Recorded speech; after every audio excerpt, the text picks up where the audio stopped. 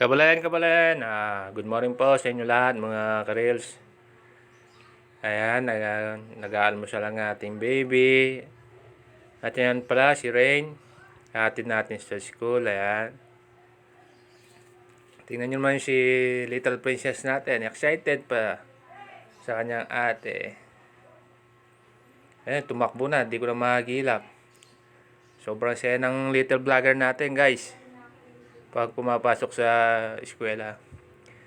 At yan pala si Ray bale pamangkin ko pala yan, bale pamangkin siya ng asawa ko, anak ng kapatid niya. Bale dito na siya nag-aaral sa amin, kaya ako yung naghahatid sundo.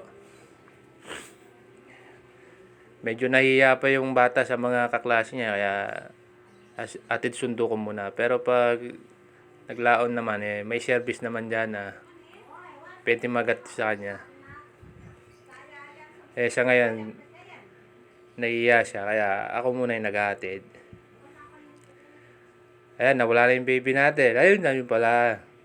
Tingnan nyo, panay takbo ng little vlogger natin, guys. Ayun, sinisilip niya yung ate niya, si Nicole, eskwela niya. Di ko makagilap sa panay takbo ng little vlogger natin. Sobrang saya sa school. Ayan na naman, takbo ng takbo. Naku.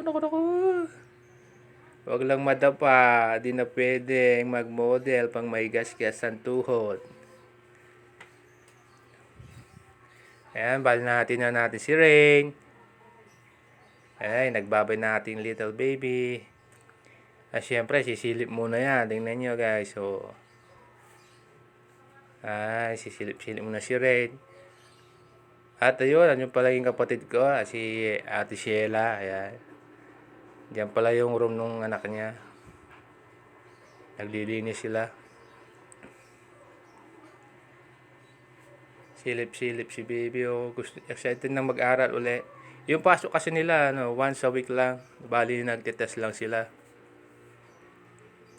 Kaya, gustong-gusto na pumasok uli. At ayan, sinilip nga pala dyan yung kanyang ate Nicole. Ayun, tuwan-tuwa si Nicole. Hindi na ako lumapit dyan, baka kasi makistorbo tayo.